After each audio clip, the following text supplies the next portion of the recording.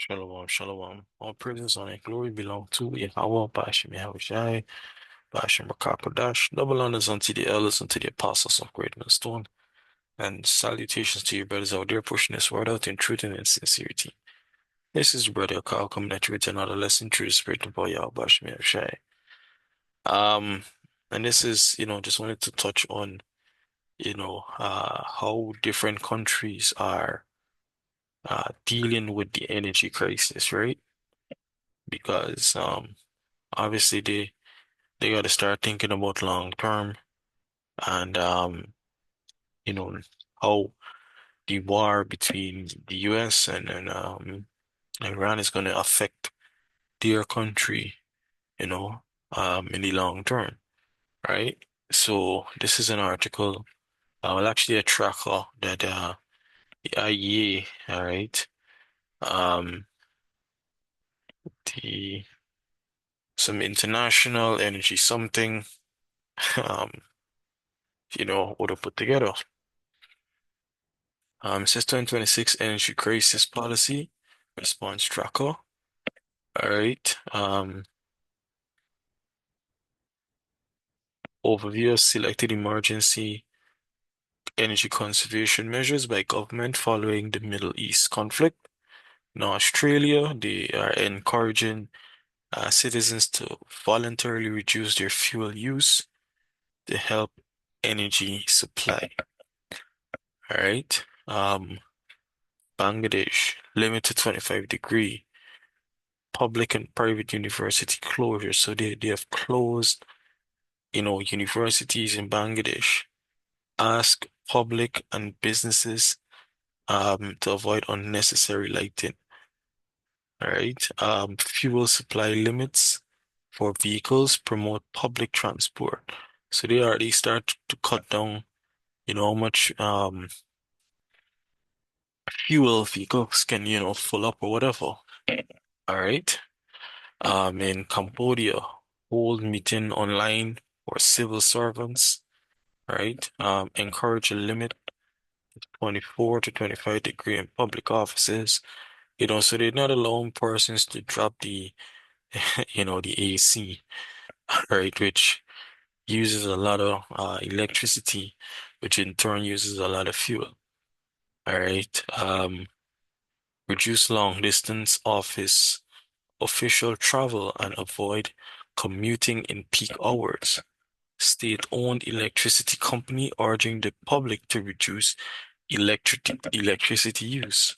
One of the things that they do here in Guyana is that they actually, you know, um, giving you a lot of load shedding, all right, where they drop the voltage so low that you can't run any sort of appliance outside of a light, all right, no TV, no fridge, nothing, just lights, you know. It says reduction in import taxes for products related to EVs, renewables, and electric stove, so they're now going to promote more and make it, more incentivizing persons to go after electric vehicles. All right, in Egypt, 1 day remote work for public sector, limited limit travel by public officials, daily closing of administrative capital at 6 p.m. to turn off lighting and electronics, So this is basically a curfew. All right, this is basically a curfew, and this is basically a quarantine. Ask public to save fuel, limit commercial and public lighting, close shops from 9 p.m.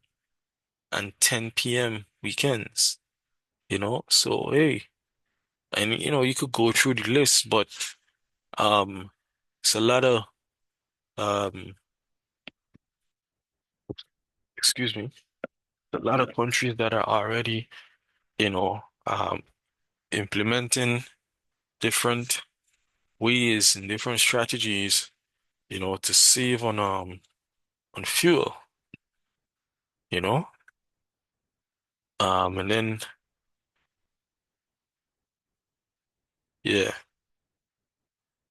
they capping fuel retailer margins, subsidize electricity. I think in some countries what they're doing is telling you that hey, you can only fill up your fuel once or twice a week, you know, and you can only get or you can only purchase so much gallons of fuel, per week, So all these different things are happening. All right. So hey, from the looks of things, this could roll into a full-blown um energy crisis where persons are, quarantined and then curfews are being enforced. All right, already being rolled out, but enforced and these different things. So every move that this devil make is in the right direction. So hey, this was a quick one. I'll drop the link to this site, but you know, just wanted to touch on that quickly. I give no praises on the glory to Yahweh Bashmi Abshai, Bashim Shalom.